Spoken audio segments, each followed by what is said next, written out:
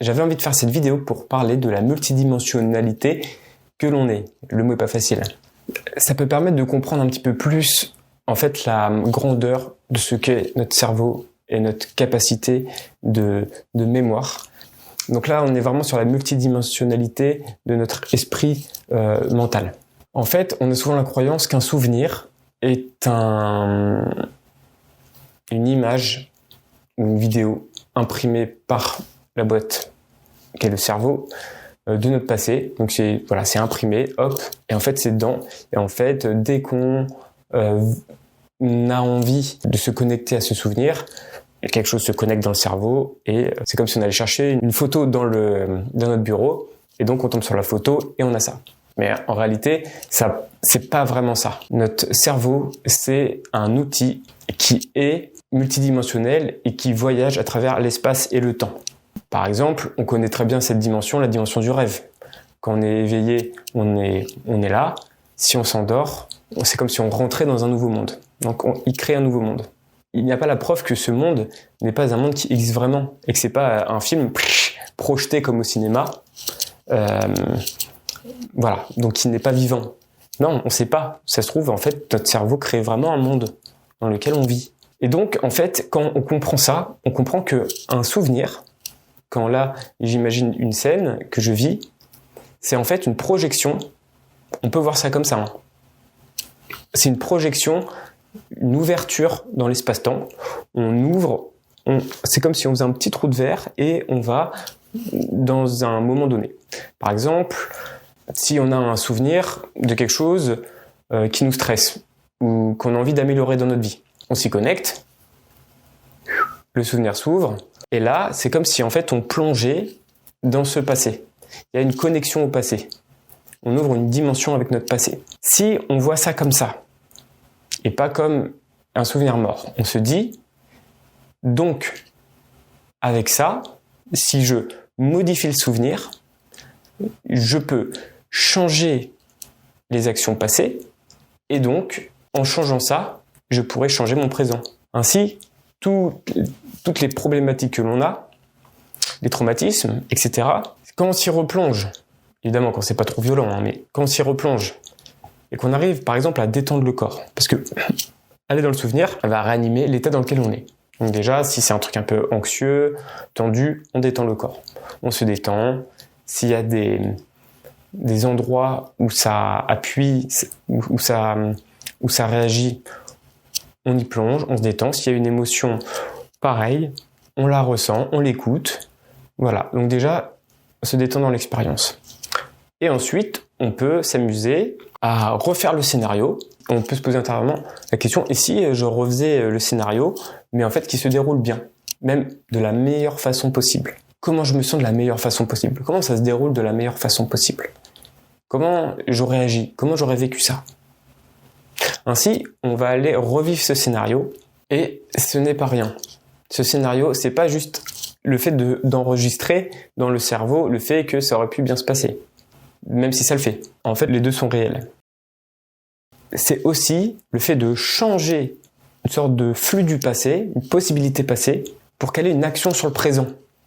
Et donc c'est quelque chose de très vivant et très concret. C'est comme si en fait, le passé qui avait échoué était neutralisé, et qu'en fait, on absorbait ce nouveau passé qui en fait marche mieux. Donc en fait, quelque part, on est un peu des super-héros.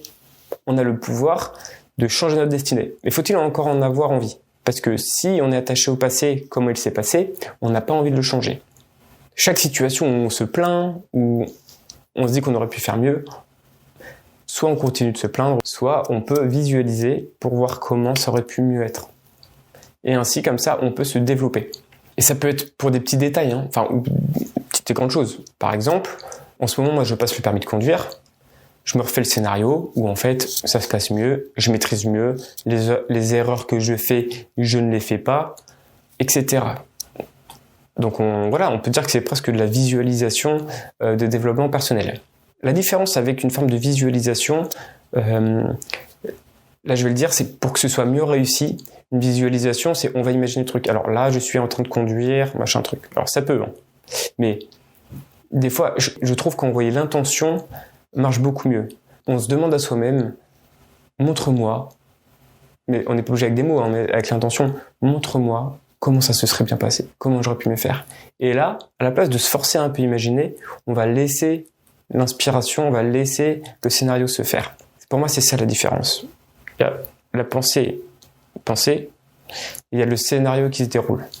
On peut s'autoriser à avoir de la légèreté dans le souvenir. Plus il est léger, ça veut dire que plus quelque part il a de la qualité, plus il est agréable, léger, joyeux, plus ça veut dire qu'on touche à la version idéale de ce souvenir. Et donc ainsi, plus ça va avoir une meilleure action sur nous.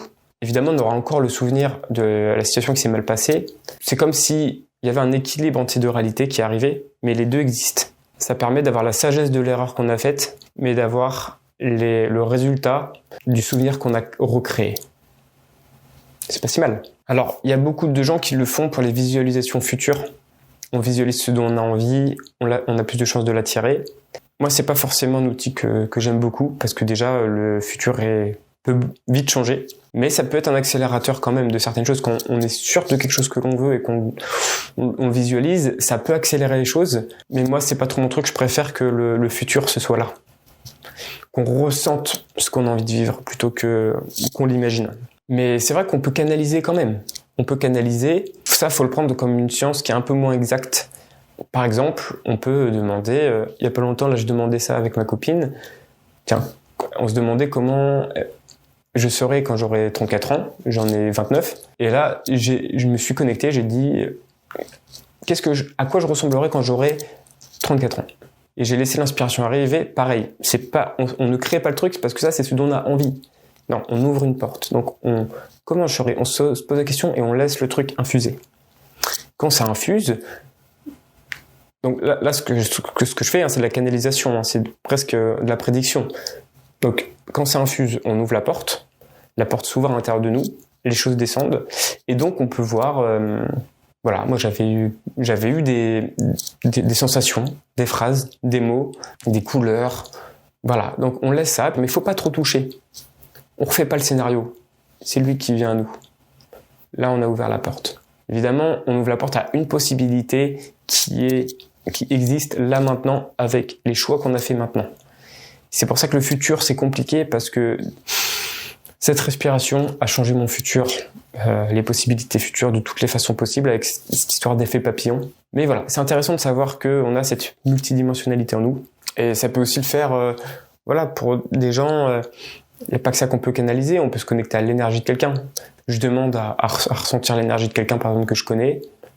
Et puis d'un coup, hop, je la ressens, je me connecte à la personne. Quelque part, mon esprit a fait une sorte de voyage. Hein. Toujours avec cette façon de demander, pas d'aller trop chercher, mais de demander à recevoir.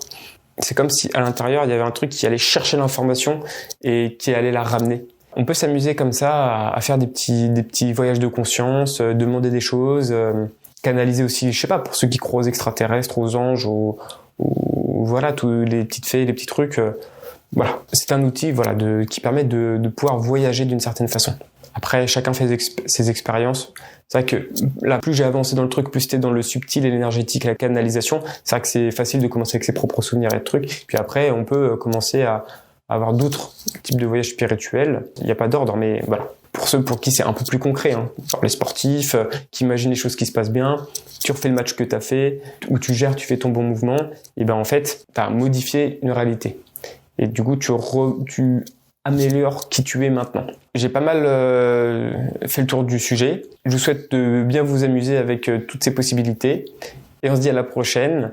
En attendant, prenez bien soin de vous. Ciao, ciao.